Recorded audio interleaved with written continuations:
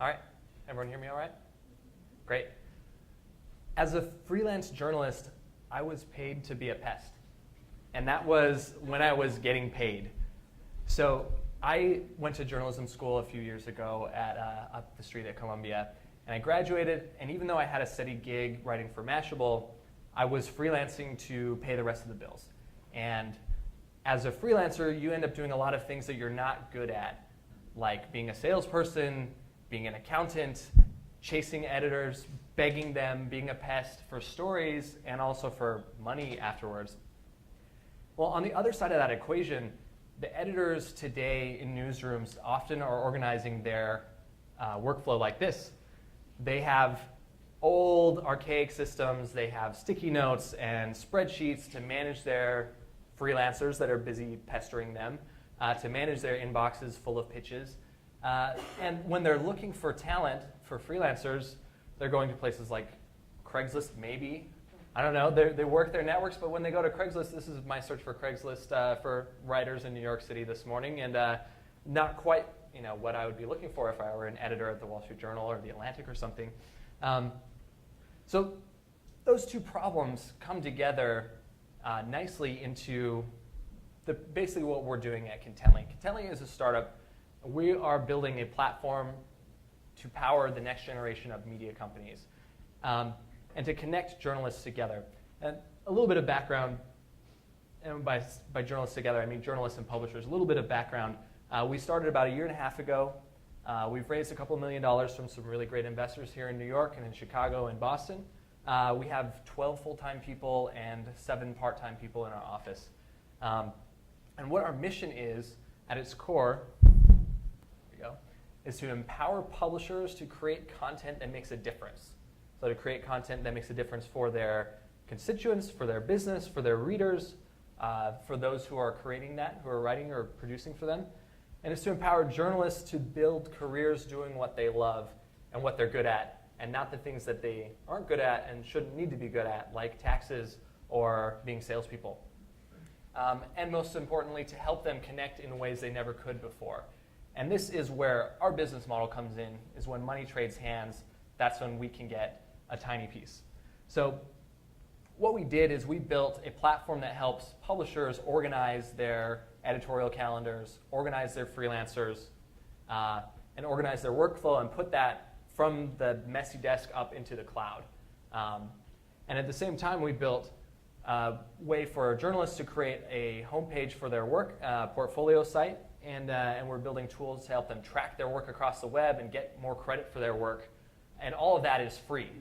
And we do that so that we can attract both sides of this equation, solve problems for them, and then when they do business together, when editors reach out to journalists in our network, give them assignments, pay them money, then we can take a transaction fee, and we can help those journalists avoid the pestering and pitching and all of that and get hooked up with great gigs and essentially act as an agent for them. But the thing that's really helped grow our business, I don't know if Jeff isn't even here, so this dig is not quite useful. The thing that has helped our business accelerate to the next level, and the thing that was really surprising for me as an entrepreneur as we were starting this business, is the dramatic change that's happening in the publishing landscape because of the internet.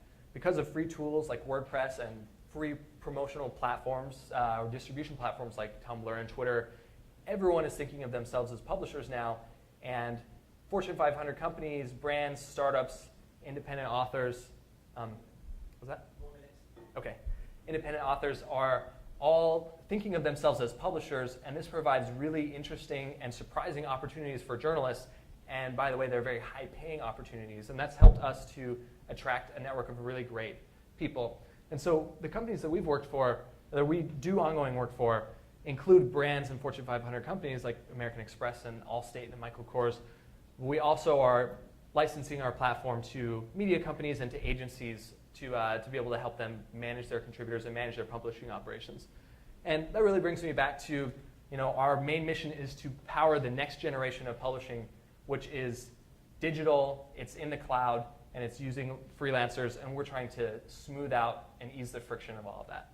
I'm Shane. My email is shane@contently, and thank you very much.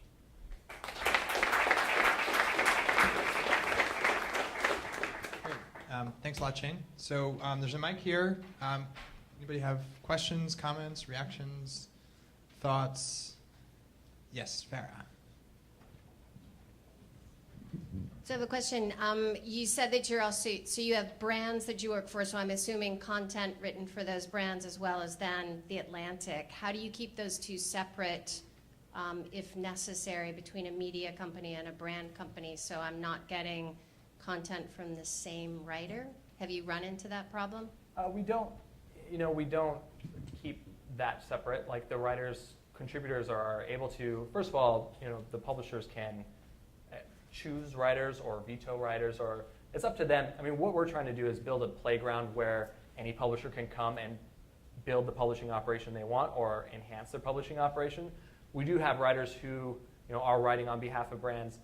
The thing that's interesting about the trend with content marketing, with brands becoming publishers, is they realize that in social media they can't be self-promotional or no one will share it, and they can't hide little advertisements in the content they're doing. But brands are realizing that they need to be hosts of interesting conversations that matter to their users. They need to, BMW wants to write about innovation, not about how cool their cars are. And journalists are more and more comfortable with writing for that. And the editors that are hiring journalists at traditional publications are comfortable knowing that, with disclosure, journalists have written those kinds of gigs. So that hasn't been, initially it was a worry, and from time to time we get questions, but it hasn't been a big issue. Shane, do you want to say a word about the race to the bottom problem that I've heard you talk about in the past and how you address that? Initially, we started out as basically a free and open marketplace where you came and you named a price. You said what word count you wanted and what level of quality writer you wanted, and we had kind of a really rudimentary system to rank people. And it didn't work for a lot of reasons, mostly because SEO types jumped on board and were like, well, I want to pay $1 for an article. And we saw the ecosystem really sort of devolve and race to the bottom when there were low-paying gigs in this marketplace, and therefore the higher paid writers would sort of flee the system, and more desperate writers who weren't really writers would come. And so we ended up actually closing down the first version of our marketplace and opening it back up with heavy curation. Writers have to build profiles first. They have to put in clips with their experience. Then we have human editors screen them. But also we set minimum prices depending on the amount of research necessary, the amount of interviews necessary, so no one can sort of go below the minimum threshold of what a real journalist would do. And because of that, and also because of the brand thing, we've had to add on top of our marketplace and our network and our platform a layer of services where we have editors from newspapers and magazines actually hold the reins of the editorial teams that these brands are using. And so because of that, we do a lot of sort of the price setting for them. It has helped us, it was sort of an evolving process as entrepreneurs. We had to figure out what do we do about people wanting to pay nothing and therefore getting spam. Actually, while I'm passing the mic, can you just say a word about something you've learned? So, in this process you mentioned, it's been a couple of years. Just from the entrepreneurial perspective, what's something that you've sort of discovered along the way? Oh, man. There's so many things. I mean, the thing that I'm learning right now that I never anticipated is, so we started out with 3 people, and now we're 12 people full-time, and we have contractors that are edging on full-time. Just going from like the guy who's doing everything and having to think about every component of the business to delegating and having people, and guess what? You have 12 people, like someone has a problem with someone else, or someone doesn't like dogs and there's a dog in the office, and things like that.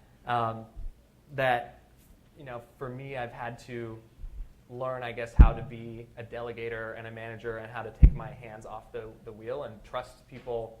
And I think that the big lesson there is, we realize that when we hire people, we need to hire people that are better than us so we don't feel like we could jump in and do it better.